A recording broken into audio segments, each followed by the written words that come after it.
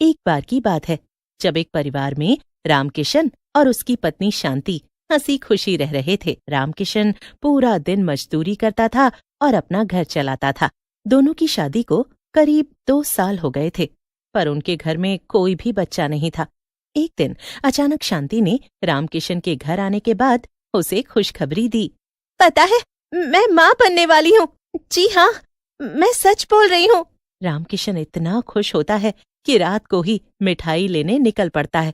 अब वो जैसे ही बाजार में पहुंचता है तो देखता है सारी मिठाई की दुकानें बंद हो चुकी हैं। रामकिशन निराश होकर घर जा ही रहा होता है कि तभी उसको एक पेड़ के नीचे एक चुड़ैल बैठी दिखती है, जो बड़े शौक से जलेबी खा रही होती है। रामकिशन उस चुड़ैल को देखकर बहुत डर जाता है, पर वो हैरान भी होता है कि कैसे एक चुड़ैल जलेबी के मजे ले रही है। उस चुड़ैल के बगल में ढेर सारी और भी जलेबियां रखी होती हैं।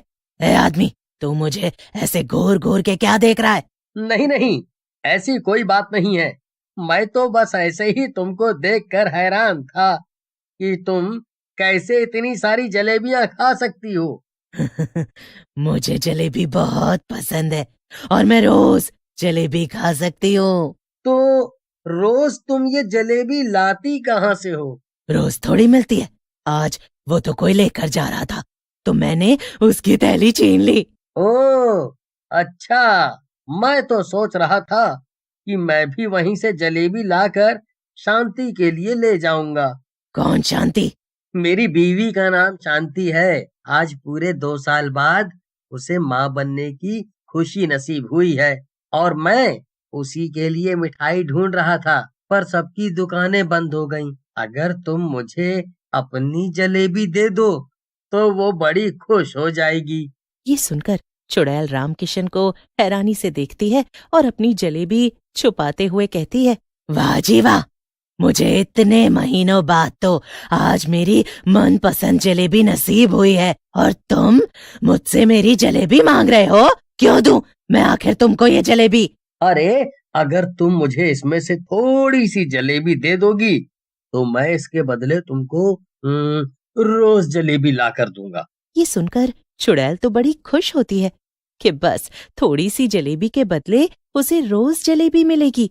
पर अगर तुमने मुझसे झूठ बोला और ये जलेबी लेकर दोबारा नहीं आए तो? नहीं नहीं, मैं वादा करता हूँ, मेरा यकीन करो, मैं तुम्हारे लिए रोज जलेबी लाऊंगा। चुड़ैल इस बारे में बहुत सोचती है और फिर रामकिशन की बात मानकर उसे जलेबी दे देती है। रामकिशन जलेबी लेकर बड़ा ही खुश हो जाता है। वो खुशी खुशी घर आता है और शांति को आवाज देता है, जी मैं आ गई। अरे वाह, जलेबी जल्दी दो ना, मुझसे सब्र नहीं हो रहा। हाँ हाँ, खाओ ना, तुम्हारे लिए ही तो लाया हूँ इतनी मुश्किलों से। मुश्किल से क्यों? अरे कुछ नहीं, ऐसे ही बोल रहा हूँ। है, चलो अब जल्दी से खाओ और बताओ कैसी है। शांति जल्दी से जलेबी खाती है और जलेबी की खूब तारीफ करती है। अक्सर औरतों को ऐसे समय में खट्टा खाने का मन होता है, पर शांति को मीठा। वो जलेबी बड़े ही मजे से खाती है और सब की सब चट कर जाती है। उसके बाद दोनों साथ में खाना खाते हैं और मजे की नींद सोते हैं। अगले दिन रोज की तरह रामकिशन अपने काम पर निकल जाता है। पूरा दिन काम करके जब वो घर लौट रहा होता है तो उसे जलेबी वाला दिखता है और उसी से उसको चुड़ैल की बात याद आ जाती है। अरे, मैंने तो उस चुड़ैल से वादा किया है कि मैं रोज उसके लिए जलेबी लेकर जाऊंगा। अच्छा हुआ याद आ गया। चलो अब जल्दी से उसके लिए जलेबी ले लेता हूँ। जलेबी वाला गर्मा गर्म जलेबी कढ़ाई से निकालकर रामकिशन को दे देता है। रामकिशन सीधा उसी पेड़ के पास जाता है और चुड़ैल को इधर उधर ढूंढने लगता है। तभी चुड़ैल ऊपर पेड़ से कूदती हुई नीचे आ जाती है। तुम मुझको ही ढूंढ रहे थे ना? हाँ, और तुमने तो मुझे अचानक डरा ही दिया। खैर छोड़ो सब, और ये लो तुम्हारी जलेबी। जलेबी का नाम सुनकर चुड़ैल की तो खुशी का ठिकाना ही नहीं रहता। वो जल्दी से रामकिशन से जलेबी छीनती है और बस वहीं खाने बैठ जाती है। अरे वाह, कितनी स्वादिष्ट है, मजा आ गया, एकदम गर्मा गर्म और करारी। तुम तो अपने वादे के पक्के निकले। रामकिशन वहां से चला जाता है और चुड़ैल वहीं बैठकर अपनी गर्मा गर्म जलेबियों को शौक से खा रही होती है। रामकिशन अब रोज ही उस चुड़ैल के लिए जलेबियां लेकर जाने लगता है। चुड़ैल रामकिशन का रोज इंतजार करती है और रोज मजे से जलेबी का स्वाद लेती है।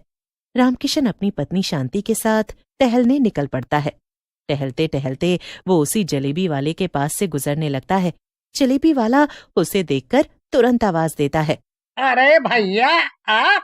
हाँ भैया, बस बीवी को थोड़ा टहलाने लाए थे। अच्छा किया भैया, ऐसे में तो खूब टहलना भी चाहिए। अरे देखो ना, कितनी गर्मा गर्म जलेबी बन रही है, मुझे भी खानी है। रामकिशन जलेबी वाले को गर्मा गर्म जलेबी निकालने के लिए बोलता है। जरा एक बोतल पानी भी ले आओ ना। रामकिशन पानी लेने चला जाता है और शांति अकेली बैठकर जलेबी खाने लगती है। थोड़ी देर बाद जलेबी वाला शांति से कहता है, लगता है भाभी जी आपको जलेबी बहुत ही ज्यादा पसंद है, तभी भैया जी रोज आपके लिए रात को जलेबी लेकर जाते हैं। रोज? मैं कुछ समझी नहीं, मैं तो आज पहली बार ही आपके पास आई हूँ। आप तो पहली बार आई हो, पर भैया तो रोज शाम को आते हैं ना जलेबी लेने। एकदम स्पेशल जलेबी बनवाते हैं वो आपके लिए। शांति ये सुनकर बड़ी परेशान हो जाती है। उसे रामकिशन के ऊपर बड़ा ही गुस्सा आ रहा होता है कि आखिर वो रोज किसके लिए जलेबियां लेकर जाता है। अब जैसे ही सामने से रामकिशन पानी लेकर आता है, शांति उस पर बरस पड़ती है। ये तुमने मेरे साथ अच्छा नहीं किया। आखिर तुम ऐसा कैसे कर सकते हो? तुम इतने अनजान कैसे बन सकते हो? तुम मुझे कब से धोखा दे रहे हो? मैं अब एक पल यहाँ नहीं रुकूंगी। मैं एक छत के नीचे तुम्हारे साथ नहीं रह सकती।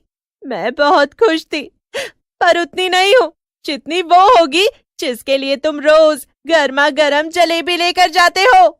ये सुनकर रामकिशन हैरान हो जाता है कि आखिर शांति को ये बात कैसे पता चली। फिर वो जलेबी वाले की तरफ गुस्से से देखता है। शांति रामकिशन की एक नहीं सुनती और वहां से उठ खड़ी होती है।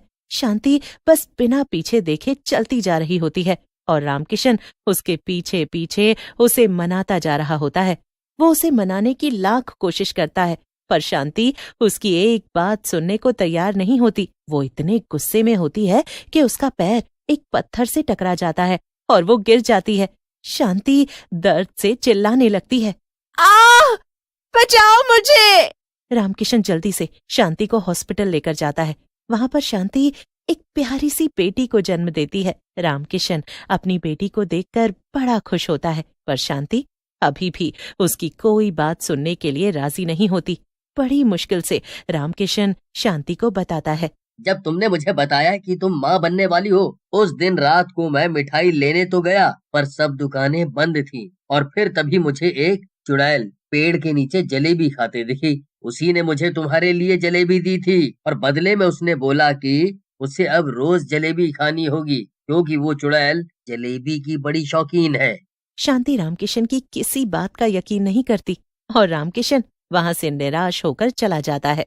उसके बाद शांति तो अपने मायके अपनी बच्ची को लेकर चली जाती है और रामकिशन बेचारा अकेला घर पर दुखी बैठा रहता है। इधर जब इतने दिन हो जाते हैं तो चुड़ैल बड़ी परेशान हो जाती है। चुड़ैल बड़ा सोचती है और फिर वो उसी जलेबी वाले के पास पहुंच जाती है जिससे रोज रामकिशन उसके लिए जलेबी लेकर आता था। चुड़ैल को देखकर जलेबी वाले की हालत टाइट हो जाती है। मैं तो बस इतना जानने आई हूँ कि क्या तुम उस आदमी को जानते हो जो रोज तुमसे जलेबी लेकर जाता था? रामकिशन, यही नाम था उसका। मुझे उनका घर बताओ, मैं अभी जाकर सब सच बताती हूँ। बस फिर वो चुड़ैल शांति के पास पहुंच जाती है। शांति अपने सामने चुड़ैल को देखकर बहुत डर जाती है। मुझसे डरो मत, मेरी बात सुनो। मैं वही हूँ जिसके लिए तुम्हारे पति जलेबी लाते थे। चुड़ैल शांति को एक एक बात बताती है और शांति को अपने किए पर बड़ा ही पछतावा होता है। वो उसी वक्त अपनी बेटी को लेकर घर वापस आ जाती है। रामकिशन दोनों को अपने सामने देखकर बड़ा खुश होता है, पर तभी उसकी नजर चुड़ैल पर जाती है। रामकिशन उस चुड़ैल का धन्यवाद करता है। चुड़ैल वहां से चली जाती है और रामकिशन अपने छोटे से परिवार के साथ हंसी खुशी रहने लगता है।